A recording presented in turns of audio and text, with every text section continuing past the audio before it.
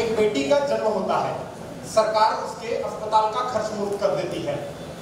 कुछ वर्ष बाद वह स्कूल जाना प्रारंभ करती है। बेटी बचाओ बेटी पढ़ाओ अभियान के अंतर्गत उसे स्कूल में दाखिला भी मिल जाता है,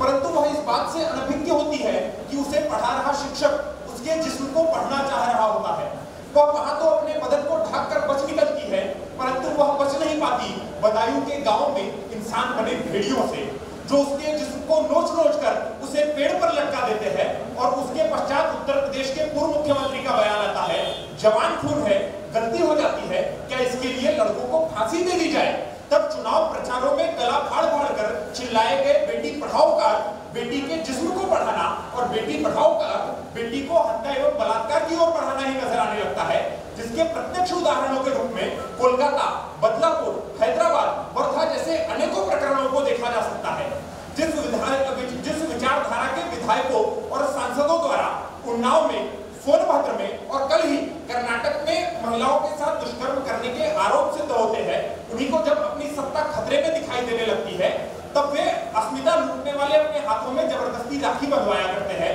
अपने आप को लाडला भाई और बहनों को लाडली बहन बताया करते हैं, स्वयं ही शहर भर में पोस्टर लगवाते हैं और स्वयं ही स्वयं को धन्यवाद भी प्रेषित करते हैं और चाहते हैं कि इससे महिलाओं के प्रश्न दब जाए, परंतु इससे महिलाओं के तीखे प्रश्न कदापि नहीं दबने वाले हैं। इसीलिए आपके समक्ष विषय लेकर उपस्थित हूँ। मैं रितेश कुमार आपके समक्ष विषय प्रस्तुत करने जा रहा हूँ, लाडल्या बहिणीचा सवाल चोप कसा आवरू कोलकाता ते बदलापूरचा शोक। महात्मा गांधी अपने वक्तव्य में कहते हैं कि वास्तव में देश में स्वतंत्रता तभी आ पाएगी जब इस देश की महिलाएं रातों को भी अकेले चलने में सुरक्षित महसूस करेंगी, जिसके लिए संविधान के भीतर अनुच्छेद 14 में स्त्री पुरुष समानता की बात और अनुच्छेद 15 में स्त्रियों के प्रति हो रहे अत्याचार के विरुद्ध न्याय का अधिकार प्रदान किया गया, परंतु उस न्याय के प्रदाता महिला न्यायाधीश को ही यौन उत्पीड़न से उत्पीड़ित होने के बावजूद जज के सामने जाना पड़ता है और वहां पे इच्छा मृत्यु की मांग करती है। तब आखिर इस देश की शासन व्यवस्था और न्याय व्यवस्था पर कैसे विश्वास किया जा सकता है। यहाँ की परिस्थितियां जब हम देखते हैं तो स्त्री पुरुष समानता की बात सरकारी फाइलों से लेकर लाल किले के मंच तक बोली जाती है, परंतु जब वास्तविकता को देखा जाता है तो 84% पुरुष साक्षरता के वर्ष मात्र 71% स्त्री साक्षरता होती है। श्रम भागीदारी में महिलाओं की संख्या मात्र 24% तक होती है, क्योंकि बची हुई महिलाओं की का श्रम दर जो है वह केवल और केवल सवेरे उठकर बेटे के पैर धुलाने से लेकर रात को पति के पैर दबाने में ही समाप्त हो जाती है। स्त्री की संख्या कहीं अधिक दिखलाई देती है तो वह केवल और केवल शोषितों की भीड़ में दिखलाई देती है, क्योंकि आज भी इस देश में 88 महिलाओं पर प्रतिदिन बलात्कार होते हैं। हमारे देश में महिलाओं के लिए लगातार योजनाएं आती है, जिसमें सबसे पहले तो आप बेटी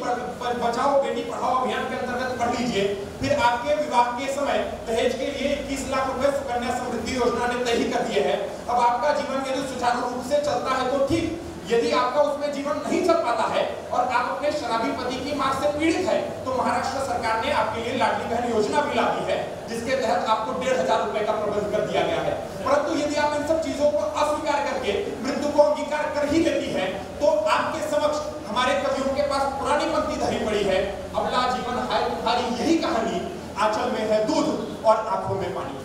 हमारे देश में मेरी बेटी मेरा अभिमान नाम का अभियान चलाया जाता है। सारा देश अपनी बेटियों के साथ सेल्फी लेता है, परंतु जिन बेटियों की बदौलत यह देश सेल्फी लेने के लायक विश्व पटल पर बनता है, वही महिला पहलवान राजधानी में बैठकर बिलखती है। एक ओर तो नारी शक्ति वंदन अधिनियम आता है तो दूसरी ओर उनके गुनहगारों को बेल मिल जाती है। तब उनके द्वारा पूछा गया यह प्रश्न कि आखिर यह किस नारी शक्ति का वंदन हुआ है, मुझे यह सवाल भी इसी सवाल की भांति चौंक दिखलाई देने लगता है। 19वीं शताब्दी में महान समाज सुधारकों के प्रयासों द्वारा सती प्रथा पर तो बंदी लग गई, परंतु आज 21वीं सदी के इस नए भारत में जहां सती प्रथा की आग तो नहीं है, परंतु दहेज की आग में न जाने कितनी महिलाएं रोज जल रही है। 19वीं शताब्दी में ही सावित्रीबाई के प्रयासों की वजह से महिलाओं के लिए शिक्षा के द्वार तो खुल गए, परंतु आज उसी शिक्षा के द्वार में बैठे हुए शिक्षक एक 10वीं में पढ़ रही बालिका के ऊपर सामूहिक रूप से बलात्कार भी करते हैं। नांगेली के बलिदान की वजह से दलित महिलाओं के कटते हुए स्तन तो बच गए, परंतु आज भी इस नए देश की राजधानी में श्रद्धा के शरीर के कटे हुए 35 टुकड़े ये चीख चीख कर पूछ रहे हैं कि आखिरकार मैं कैसे संभालूं सिर्फ दिल्ली, कोलकाता, बदलापुर ही नहीं अपितु सारे देश में महिलाओं के साथ हो रहे अत्याचारों का शोक।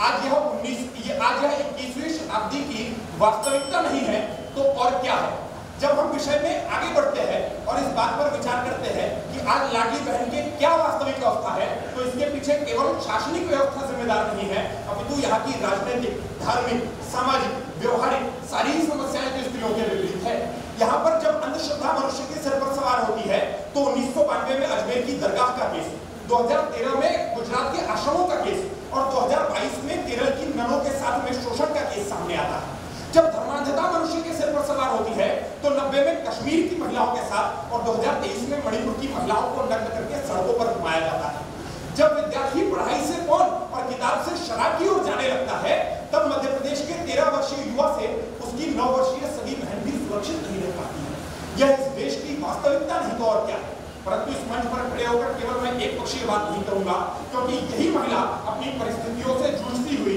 जब खेल के क्षेत्र में उतरती है तो विनेश फोगाट, पीवी सिंधु, मनु भाकर बन के उतरती है। जब राजनीति के क्षेत्र में उतरती है तो प्रतिभा, द्रौपदी, इंदिरा बनकर उतरती है। यही महिला जब अपने अस्मिता के लिए लड़ना चाहती है तो कभी फूलन देवी, कभी महादेवी वर्मा, तो कभी रमणिका गुप्ता यही महिला बनती है। यही महिला जब अपने प्रति एकजुट हो जाती है तो नागपुर में 40 से अधिक महिलाओं के साथ बलात्कार करने वाले अप्पू यादव का फैसला